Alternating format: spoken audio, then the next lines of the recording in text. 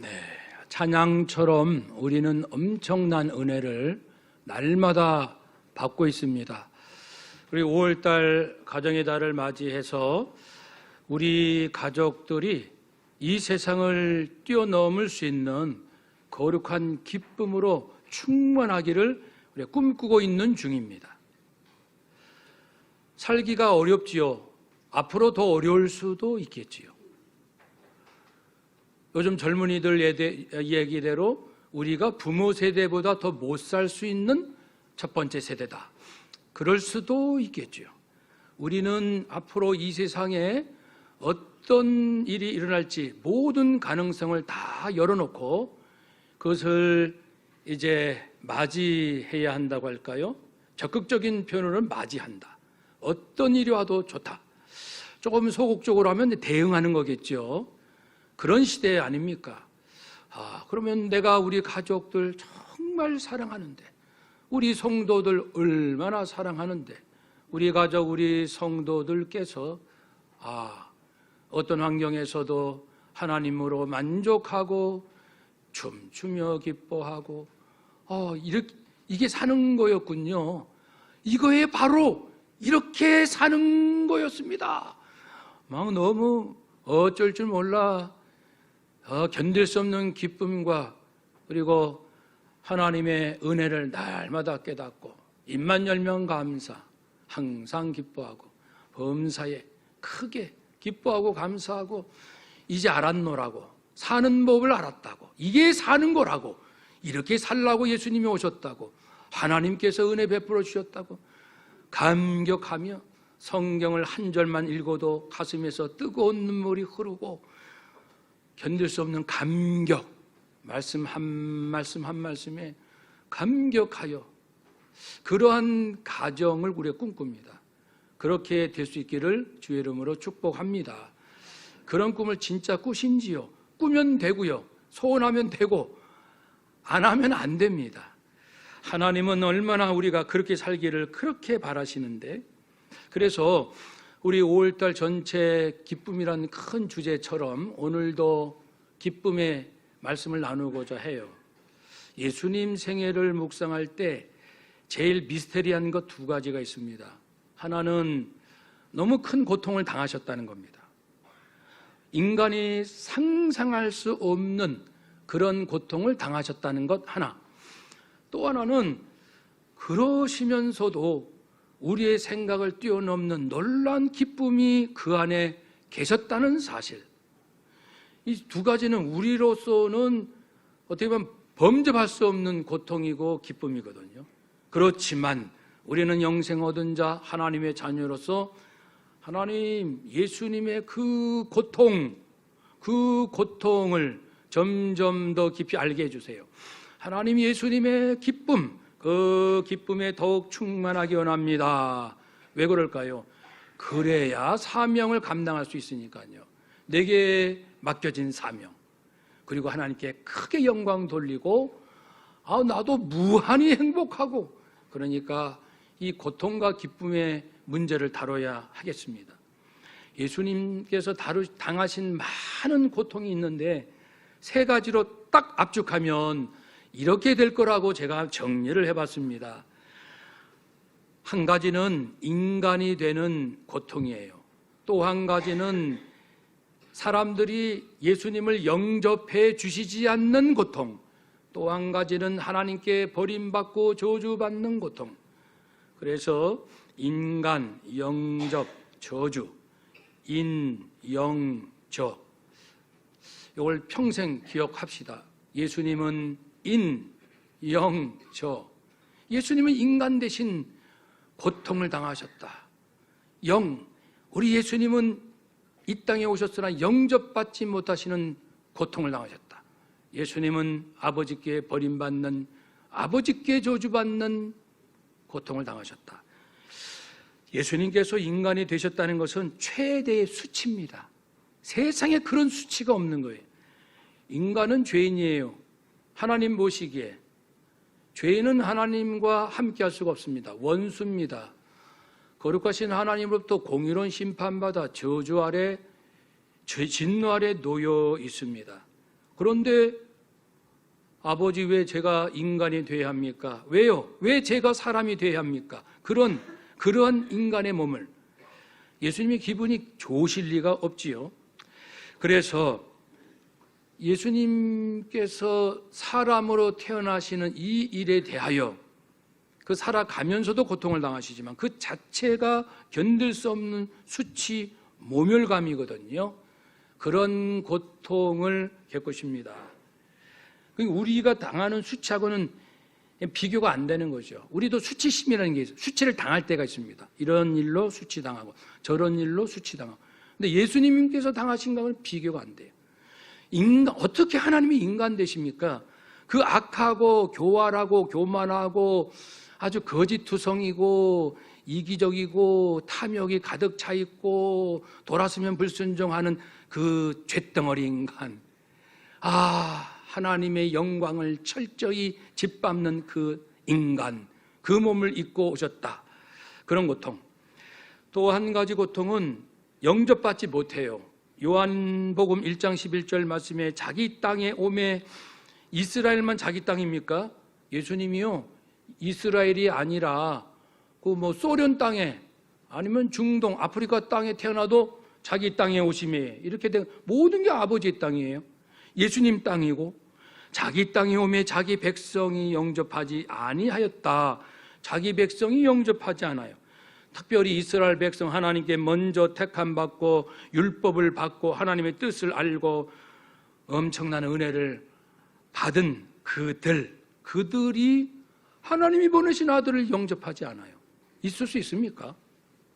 영접하지 않았다. 예수님께서 진리의 빛으로 오셨어요. 진리, 율법을 완전하게 이제는 재해석하시고 율법을 주신 하나님의 본래의 마음을 완벽하게 풀어주실 진리의 빛으로 오셨잖아요. 생명의 빛으로 오셨어요. 영생, 저주를 벗어나 영생을 얻을 수 있는, 영원히 용서받고 하나님을 아버지라 부를 수 있는 그 영원한 생명을 주실 수 있는 빛으로 오셨어요.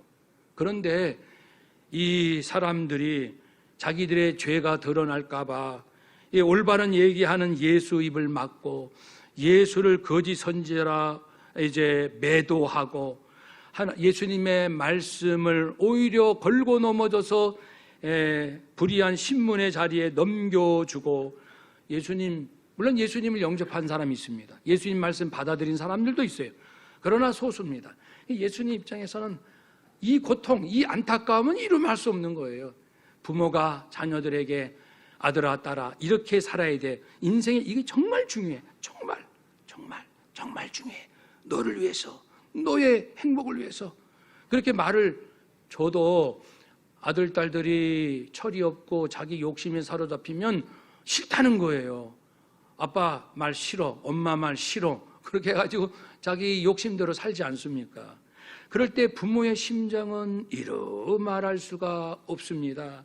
그러나 그것과 비교되지 않아요. 예수님이 겪으시는 왜 진리를 영접하지 않는가? 왜 생명의 길을 외면하는가? 왜 샬롬, 참된 평강, 어떠한 속에서도, 전쟁 속에서도, 아무리 어려움 당하는 속에서도 잃어버리지 않을 참된 샬롬 평안을 누릴 수 있는 이 하나님의 나라의 진리를 전하는데 왜 외면하는가? 예수님 마음이 안타깝고 어떻게 표현하면 미칠 것 같은, 아니면 터질 것 같은, 아니면 괴로운 이러한 아픔이 있습니다. 예수님의 세 번째 아픔은 저주받는 거죠. 아버지로부터, 사랑하는 아버지로부터 저주받아요. 세상에 그런 일이 있습니까? 우리가 아무리 예수님이 나의 죄를 위하여 대신 저주받으사 갈라디아서 3장 13절 말씀을 암송하고 그렇게 해도 그 마음을 이해하기가 정말 어렵습니다. 온전히 이해하기 어렵습니다. 어떻게 사랑하는 아버지로부터 저주받냐고요. 그 저주는 실제로 죄도 없는데 죄인들의 모든 죄가 그 무지막지한 형벌을 다 그대로 받으시는 거거든요. 그러니까 상상할 수 없는 이 세 가지 고통, 한번 따라 합시다. 인간이 되는 고통, 영접받지 못하는 고통, 아버지께 저주받는 고통, 이런 게 세상에 있습니까? 없잖아요. 우리도 경험해 본 적도 없고. 그러니 이야기가 어려워요. 그래서 우리가 이렇게 고집불통이고 이렇게 우리가 악하고 은혜로 구원은 받았지만 너무너무 하나님 마음을 아프게 하는 삶을 왜 계속 지속하는가? 이 고통을 헤아리기가 그렇게 어려운 거예요. 예수님은 그 고통을 이제 받으셔서 마지막에는 마태복음 27장 46절처럼 나의 하나님 어찌하여 나를 버리셨나이까 크게 소리 질러요. 살살한 게 아니에요. 그 막 이 안에 분노라고 할 수는 없고 아버지가 하시는 일을 알긴 아는데 너무 있을 수 없는 일을 내가 당해야 되니까 아버지 저를 어떻게 저주하십니까? 어떻게 저를 버리십니까? 제가 어떻게 지옥 구덩이에 들어갑니까? 그러니까 이건 이거 표현이 안 됩니다. 그러한 고통을 당하셨습니다. 그렇지만요, 그럼에도 불구하고 죄인들을 위해서 내가 이 길 가야 한다라는 것을 아시기 때문에 오늘 말씀처럼 슬퍼하시며 고민하시고 내 마음이 매우 고민하여 죽게 되었다. 이 두 마음, 죽긴 죽어야겠는데 죽는 건 힘들고 아버지의 길에 순종은 해야 되는데 이게 보통 순종이 아니라 아까 말씀드린 대로 인간이 되는 수치심도 힘들고 인생들이 진리를 거부하는 것도 안타깝지만 아버지께 내가 저주받는다. 이거는 어떤 것으로도 비교할 수 없고 표현될 수 없는 이 고통, 이것을 받아들여야 한단 말인가. 그래서 누가복음 22장 43절 말씀처럼 이 두 마음에서 엄청 갈등을 할 때에 힘쓰고 애쓰고 힘써 더욱 간절히 기도하시니 땀이 땅에 떨어지는 핏방울 같이 되었더라. 핏방울 기도. 저도 죽을 것만 같이 힘든 적이 있었어요. 그때 정말 피가 마르고 뼈가 마르고 피가 마르는 고통을 당했거든요. 그래서 죽고도 싶었고 그때 하나님 앞에 다른 기도가 필요 없어요. 하나님이 말씀하시는 대로 말씀하시는 건 알겠어요. 뭘 하라고 알겠는데 못하겠어요. 순종 못하겠어요. 두려우니까, 무서우니까, 자신이 없어요. 그러니까 한쪽에서 하나님은 막 압박하시고 인간인 저는 결단이 안 되고 그 중간에서 스트레스 받아보셨나요? 한 달 동안 그 엄청난 하나님이 주신 스트레스, 세상 것과 비교되지 않죠. 피가 마른다는 말이 맞습니다. 뼈가 마른다는 표현이 딱 맞습니다. 그 가운데에서 근데 예수님하고 또 비교가 안 되죠. 예수님 핏방울 기도. 저는 그런 게 기도까지는 못 해봤어요. 핏방울 기도. 아니, 십자가에 오늘 오후 3시에 달려 죽으셨잖아요. 운명하시면 그날로 어떻게 되죠? 예수님은 낙원에 이르신다고 했잖아요. 오늘 내가 나와 함께 낙원에 이르리라. 그 마지막 회개한 강도를 용서하시고 구원하시는 그때 말씀. 오늘 내가 나와 함께 낙원에 이르리라. 그러니까 오후 3시에 하나님께 저주받아 버림받는 그 일이 있고, 그러나 그날에 낙원에 가시고 3일 후에 부활하시고 예수님이 그걸 아신단 말이에요. 아시는데도 지금 저주받는 것은 도저히 자기 힘으로 할 수 없는 고통 중에 고통. 그러니까 천사가 얼마나 정말 괴로웠으면 천사들이 막 하늘로부터 나타나서, 누가복음 22장, 천사가 하늘로부터 예수께 나타나서 힘을 더하더라. 마지막 순간 결단하셔야 됩니다. 예수님 결단하셔야 됩니다. 여러분, 우리 예수님 이제 이 고난 결단해야 되는데 결단이 안 되는 거예요. 버려야 되는데 못 버리겠는 거예요. 죽어야 되는데 죽음이 두렵고 어떻게 합니까? 그러나 천사도 도와준 것도 있고 성령이 함께 하신 것도 있고, 그러나 더 중요한 것은 결단을 하셨잖아요. 내 원대로 마옵시고 아버지 원대로. 3번 했다는 것은 근데 또 마음이 흔들렸어요. 하나님, 웬만하면 저 좀 살려주세요. 제 죄도 없고 잘못한 것도 없고 좋은 일만 했잖아요. 세상에 좋은 일만. 꼭 저주받아야 합니까? 아버지 손으로 저를 꼭 죽이셔야만 하겠습니까? 안 죽으면 안 됩니까? 그러다가 아닙니다. 제가 잠시 아닙니다. 죽어야죠. 그러다가 또 흔들리니까 아버지 죽기 힘들어요. 죽기 싫어요. 어떻게 좀 안 될까요? 그러시다가 마지막 결단 내리셨잖아요. 인생은 결단이에요. 성경 공부를 많이 했어요. 결단하라는 거지 아닙니까? 예배를 아주 은혜스럽게 드렸습니다. 결단하라는 거잖아요. 결단. 선교를 가고 전도하고 구제 봉사를 합니다. 결단하라는 거잖아요. 결단. 무슨 결단? 아버지께서 내게 주신 그 말씀에 순종하겠다고 결단하라. 그런데 우리가 수도 없이 불순종하고 고집 피우고 완악하고, 우리 예수님은 끝내 결단하셨어요. 그 이유가 성령도 도와주셨고 천사도 도와주셨지만 또 우리가 주목할 중요한 사실은 그 안에 기쁨이 있으셨다. 두 가지 기쁨이죠. 히브리서 12장 2절 말씀에 믿음의 주요 우리의 믿음의 시작이신 예수님, 자, 잘 믿읍시다. 뭘 믿어요? 예수님을 믿으시라고요. 내 믿음이 참 약해. 뭘 믿었길래 믿음이 약해요? 예수님을 믿는 믿음이 약하다는 겁니다. 우리가 믿는 믿음의 처음 시작은 예수님이죠. 예수님에 대한 믿음. 그래서 예수님은 우리 믿음의 시작이십니다. 창시자이십니다. 또 우리의 믿음을 온전하게 하십니다. 우리가 믿음도 흔들리고 연약할 때마다 예수님께서 우리를 도우시고, 물론 말씀과 성령으로 우리의 믿음이 단단해지도록 온전케 하시는 예수님을 바라봅시다. 예수님은요, 그 앞에, 당신 앞에 있는 기쁨을 위하여 뭔가 기쁨이 있대요. 십자가를 참아요. 아까 말씀드린 3번 크게 갈등하시고 쩔쩔매시고 핏방울 기도하시는데, 그런데 결단하셨는데 그 십자가 앞에 있는, 요 이후에 있는 기쁨이 있었기 때문에 부끄러움을 개의치 않고 이것저것 재지 않고 이런 계산 저런 계산 다 내려놓고 그 십자가 일로 가셨어요. 그 기쁨이 뭘까요? 2가지입니다. 크게 2가지입니다. 하나는 죄인들의 구원입니다. 예수님이 죽으심으로 죄인들이 구원받는 것. 죄가 없으시니까 죽으실 만한 가치가 있는 거예요. 예수님이 죄가 있으신데 죽으면 제물의 효과가 없어요. 그러니까 죄가 없으시니까 죽으라는 거예요. 아들아, 아빠, 저 죄가 없거든요. 왜 저를 저주하세요? 그러면 하나님 입장에서 네가 죄가 없으니까 내가 너를 저주한다. 죄가 있는 너를 저주하면 효과가 없어. 죄가 없기 때문에 내가 너를 저주한다. 죄인들을 위해서. 죄인들의 저주를 대신 받아야 하겠기에 죄인들을 구원하고 싶어서 너도 알지 않니? 네가 죄가 없으니까 저주하는 거야. 죄 있으면 너 저주하지도 않아. 값어치가 없기 때문에. 죄인이 무슨 값어치가 있어요? 죄가 없으신 예수님이 무슨 값어치가 있습니까?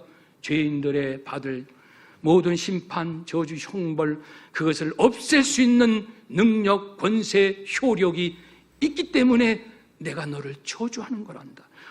예수님께서는 그래서 내가 저주받고 죽어야만 죄인들이 살아난다라는 이 믿음을 이제 가지셨고, 이미 아시지만 다시 확인하고 또 확인하고, 그러니까 이제 고난을 이기는 거예요. 그렇다면 여기서 우리의 주의 메시지는 뭡니까? 앞으로 환난의 시대가 올 텐데 이제는 돈 의지하지 마세요. 부모님 그러지 마세요. 뭐 부모님이 항상 나와 함께 있습니까? 선배님 너무 그러지 마세요. 선배님이 함께 항상 나를 도와줍니까? 다 버리세요. 다 놓아버리시고, 물론 인간관계 주님을 섬기듯 우리는 믿음으로 잘 할 거예요. 마음 중심에서 하나님 위의 모든 것을 다 내려놓으시라고요. 의지하지 마시라고요. 오직 주님만 의지하십시오. 의지한다는 게 뭐예요?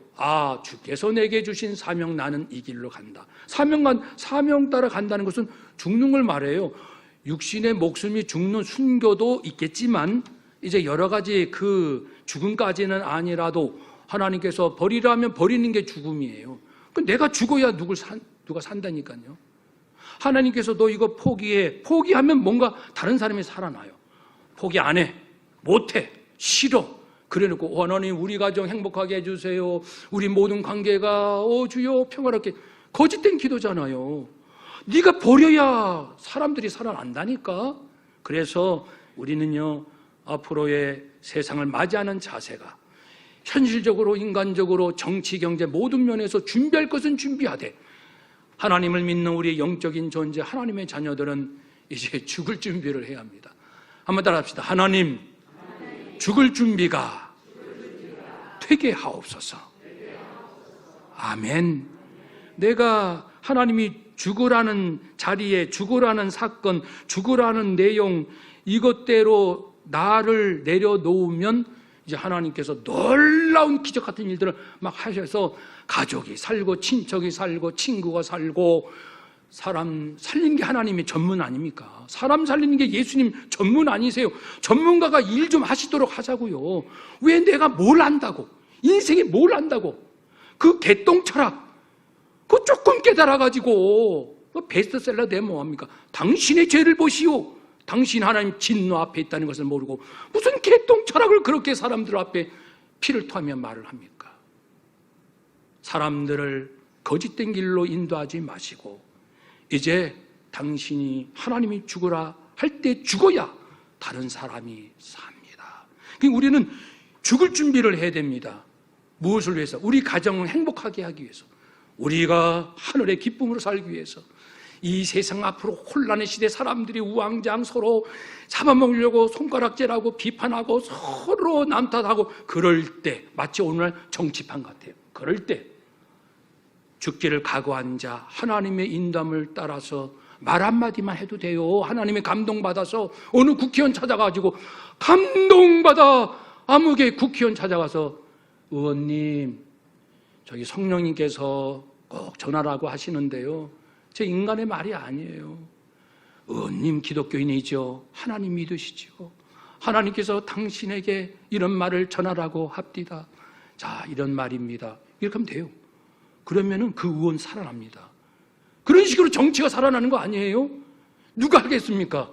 예수 그리스도를 따르는 하늘의 사람, 바로 우리들이죠. 그러니까 이제는 이 세상이요, 볼 것도 없습니다. 앞으로 뭐 어떤 일이 와도 다 뻔합니다.